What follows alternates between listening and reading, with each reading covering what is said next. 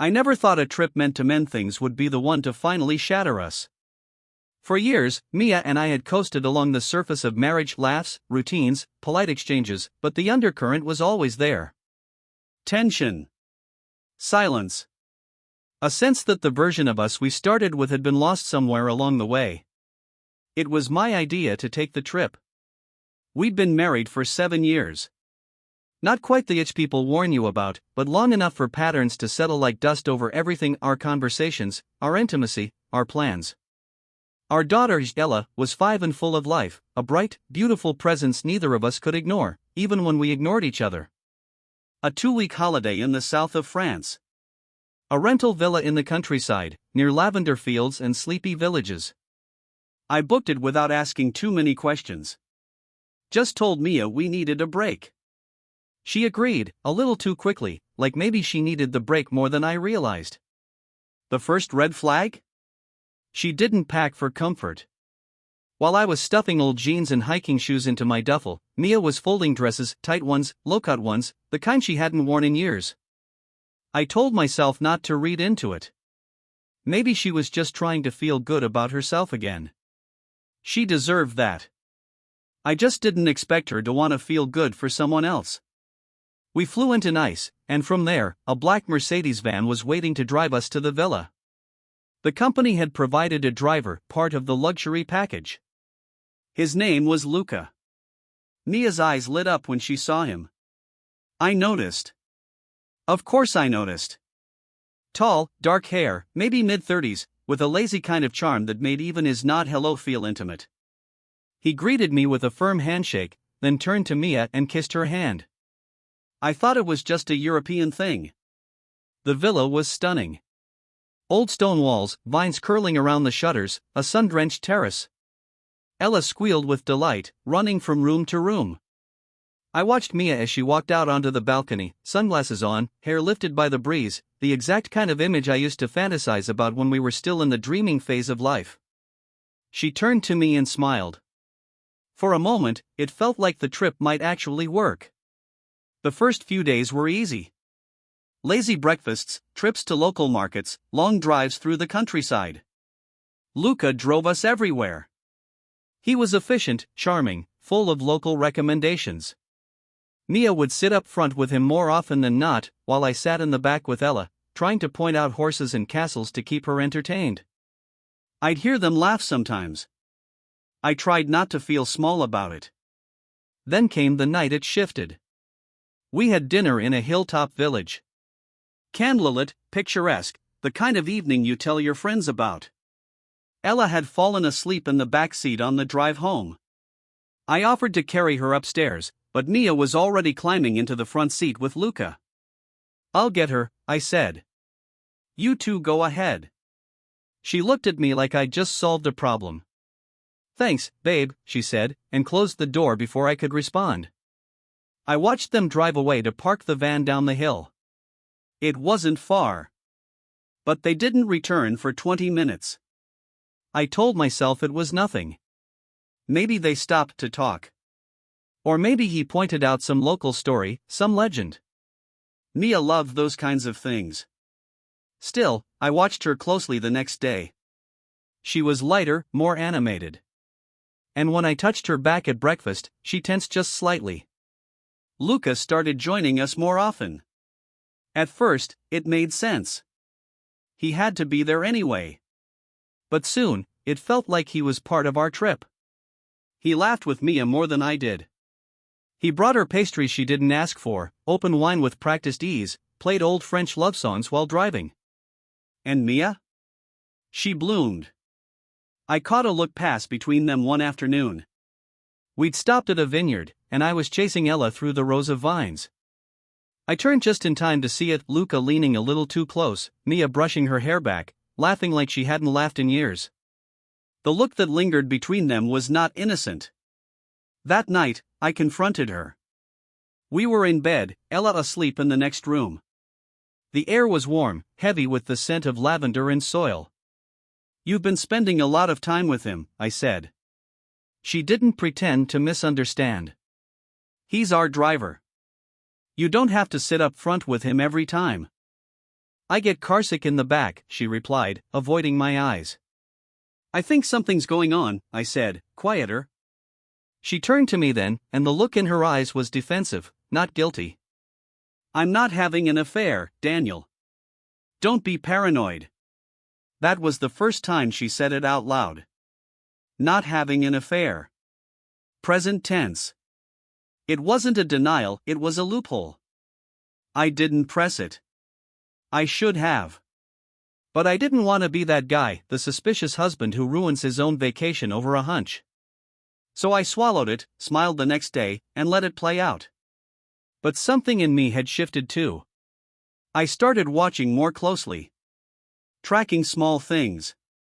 Her lipstick when she came back from a walk. Her towel, damp hours after her supposed shower. And always, Luca's eyes, always watching her like he knew a secret. The moment of betrayal wasn't explosive. It was quiet. A long lunch where they disappeared for over an hour. I waited on the terrace, Ella drawing on the patio table beside me, and Mia came back flushed, hair damp, Luca trailing behind with a knowing grin. I didn't say anything then. But I knew. And the worst part? She looked happier than I'd seen her in years. There's a difference between suspecting and knowing. For the next 2 days, I lived in that fragile space between the two. We stayed in the villa like a normal family. We laughed over breakfast, visited sunflower fields, watched Ella chase butterflies under a sky so perfect it felt scripted. And all the while, something sharp sat under the surface of my skin. I could feel it, like a stone I couldn't swallow. I tried to talk myself down. Maybe I was wrong. Maybe the heat, the foreign air, the wine, it all made me paranoid. Maybe she wasn't cheating. Maybe she was just escaping. Escaping from me. But then came the afternoon at the gorge. We had taken a day trip to the Verdun Gorge, turquoise waters cutting through the earth like a secret kept by nature. We packed sandwiches. Luca drove, of course. Mia sat up front. Ella and I sat in the back, her head resting on my arm. Halfway there, we stopped for gas. I walked off to buy some water. When I came back, the van was still there, engine idling. But Ella was alone in the back. I looked through the front windshield and saw no one. I didn't panic. Not immediately. Then I saw them. Behind the gas station. Half hidden by the trees. They didn't see me, not right away. She was leaned against a wall, and Luca was inches from her face, his hand resting casually on her hip. Her body language was unmistakable. The closeness, the tilt of her head, the way she looked up at him like he was the only person who mattered. And then, he kissed her. Not some fluke or brush of lips. This was slow. Familiar. Her arms didn't push him away. They pulled him closer. I stood there, motionless.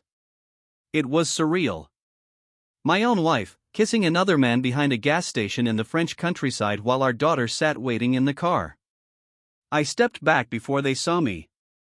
Walked around the station, bought the damn water like I was still the same man who walked in 5 minutes earlier. When I returned, they were both back in their seats. Mia turned to me, smiled like nothing had happened. I grabbed you a lemonade, she said, handing me a bottle. Thanks, I said, my voice calm. Too calm. That night, I put Ella to bed with a story and a kiss, then went out to the terrace. The sun had long dipped below the hills, and the air was thick with the sound of cicadas. Mia joined me minutes later, barefoot, wineglass in hand. She didn't sit beside me. She stood by the railing, staring out into the dark. Beautiful place, she said. Yeah, I replied. A long silence followed. I saw you today, I finally said. She didn't move. I saw you with him. Behind the gas station. Still, no reaction. No gasp, no denial. Just a shift in her breath, like she'd been holding it for hours. I didn't mean for you to find out like that, she whispered. That's not an apology.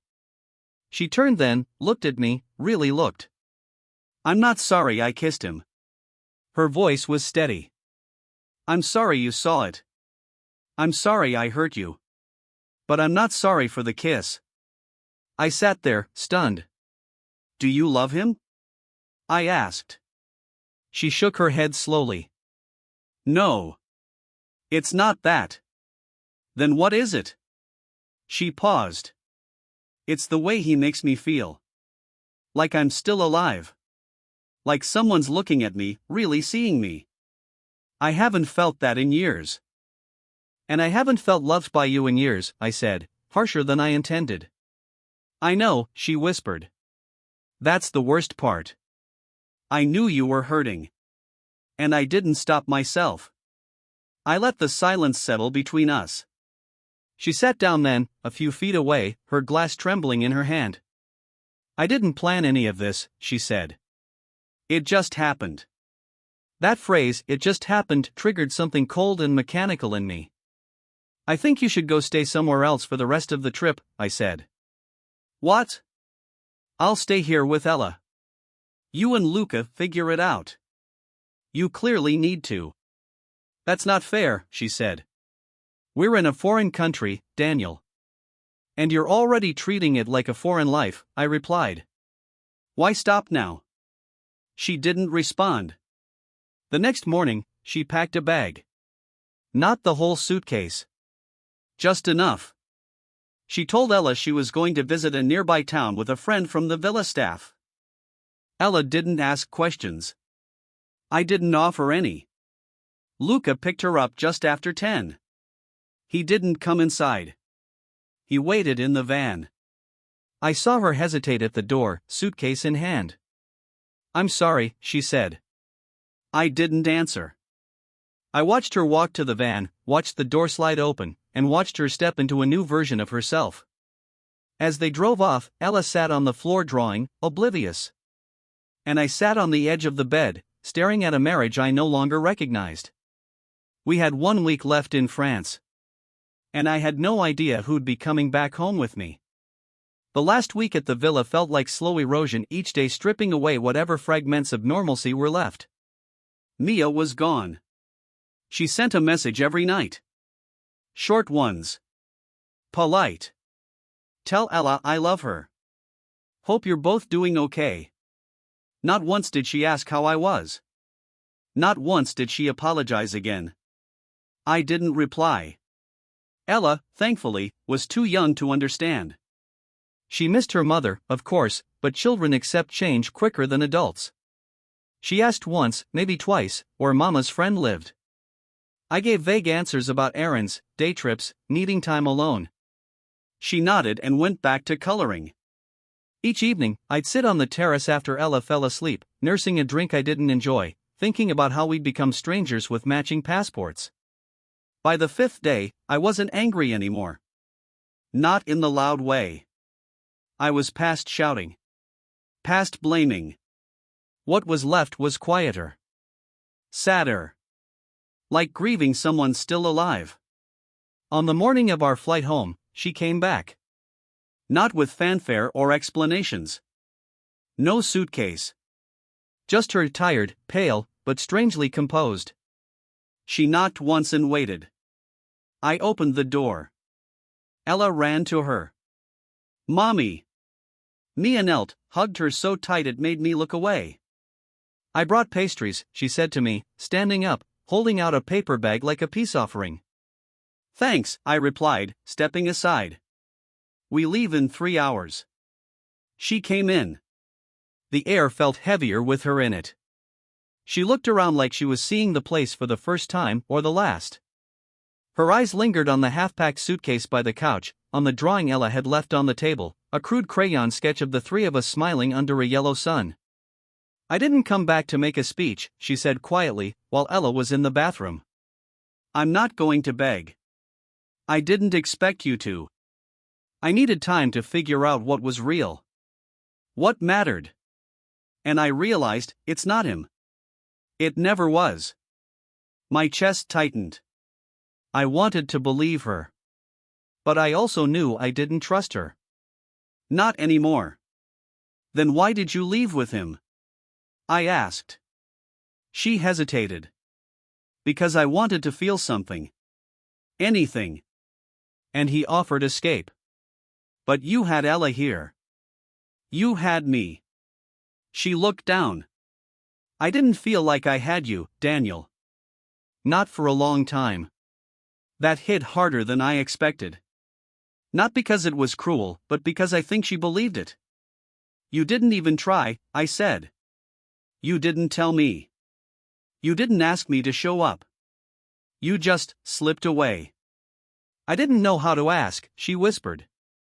And by the time I realized it was slipping, I was already falling. We stood there in silence for what felt like years. Outside, the birds chirped like the world didn't care who broke whose heart. I'm coming back with you, she said. If you'll let me. Not as my wife, I said quickly. We'll go home. We'll explain things slowly to Ella. But we're not pretending anymore. Her face changed. She wasn't shocked. Maybe she'd expected worse. I understand. We flew home that afternoon. On the plane, Ella fell asleep between us. Mia looked out the window most of the flight. I read the same page of a novel over and over, not taking in a single word. When we landed, we rode home in silence. The car was quiet. Mia offered to stay with her sister for a while. I said that was a good idea. That night, after Ella was asleep in her room, I sat in our kitchen alone. The counter still had magnets we bought years ago from our honeymoon. There were pictures on the fridge of Ella in rain boots, of the three of us in Halloween costumes. I stared at those pictures for a long time. She'd been unfaithful, yes. But the real betrayal was older than that kiss behind the gas station. It was in the way we let the love die, unnoticed, like a plant we forgot to water. She had pulled away and I hadn't chased her. I thought we had time. I thought routine was enough. It wasn't. In the weeks that followed, we lived separate lives under one narrative. Co-parents. Friends, maybe. We went to therapy separately at first. She asked for another chance. I told her I didn't know what that even looked like anymore. Time passed. The pain dulled. The house didn't feel haunted anymore. Mia and I are still figuring things out. Maybe we'll be better as people apart than we were together. Maybe we're just two people who outgrew the love that brought them here. Sometimes, when I see her dropping Ella off at school, I still catch that glimpse of the woman I married. The woman I built dreams with. But I also remember the villa, and Luca, and how the sky looked just before everything changed. And I know, some roads once taken, can't be driven twice.